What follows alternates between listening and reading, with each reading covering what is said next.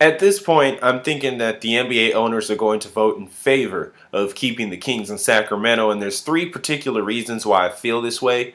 One being that I think that the Ranadiv group saying that they're going to opt out of receiving revenue sharing dollars is a huge plus to the owners because for revenue sharing teams that get money, that's more money for them, and for teams that give it, that's one less team that they have to give it to. So while that may affect the Kings down the line and possibly having the money to sign free agents, I think that now something like that would really be a plus with the owners and would get them the short-term win, which is getting the team in Sacramento and then managing to keep them there.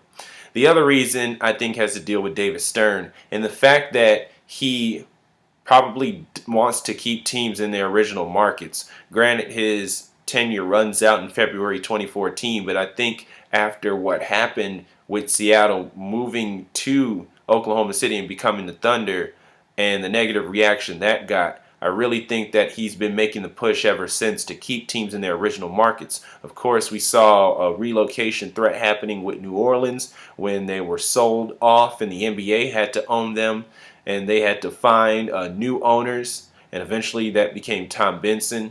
I think that they're trying to do the same thing here with Sacramento, and they've managed to find a new ownership group in Vivek Ranadiv and everybody else that's involved in that ownership group, and they really want to make the push to keep the team in Sacramento and push them towards the Ranadiv group and keep them there so that none of these other cities have to feel the crushing blow of relocation.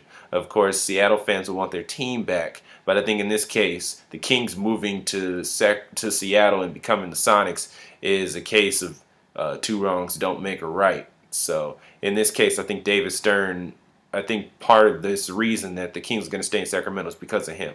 And third off, I think it's just a simple fact that the city of Sacramento worked harder than other cities tend to in relocation, while all these other cities that have been on the brink of relocation in the NBA have had dedicated fan bases that wanted to keep the team there, that they'll have rallies and petitions and chants and try to fill up the arena in the team's final games. I think the thing that was missing from that equation was government intervention.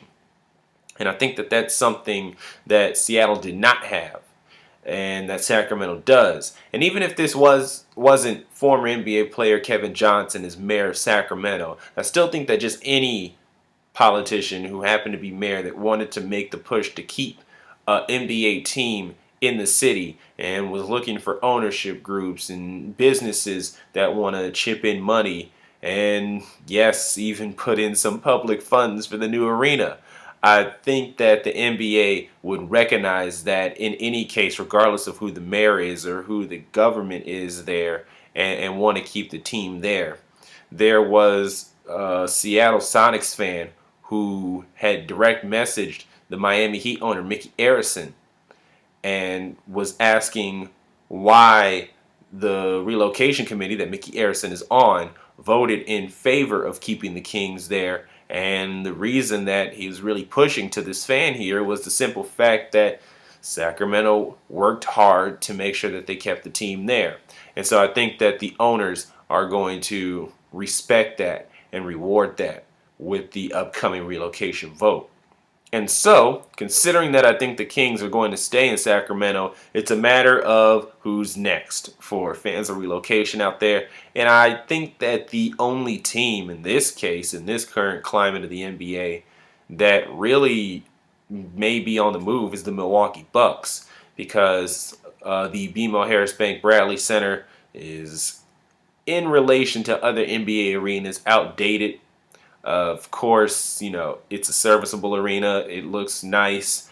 But in the NBA arena arms race, it's kind of fallen behind since it was built in 1988. So as far as trying to get a new arena in Milwaukee, but then at the same time you have an owner in Herb Cole, who knows when he'll want to give up the team, and if he ever gives up the team or can't get an arena or both, then I think that they may be the next team on the move. A lot of people like to cite the Bobcats, but in reality, I just think that they're a crappy team. I don't think Michael Jordan's probably going to sell the team anytime soon.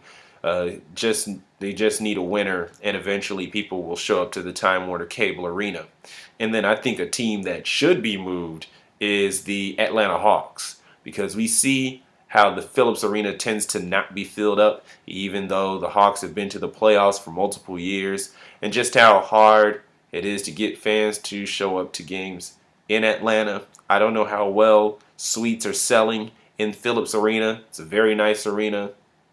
And of course, it's always nice to see an Atlanta team in a sports league, but just the way that the Hawks have been going despite being a contender, I think that should be a team on the move, but I don't see them moving anytime soon.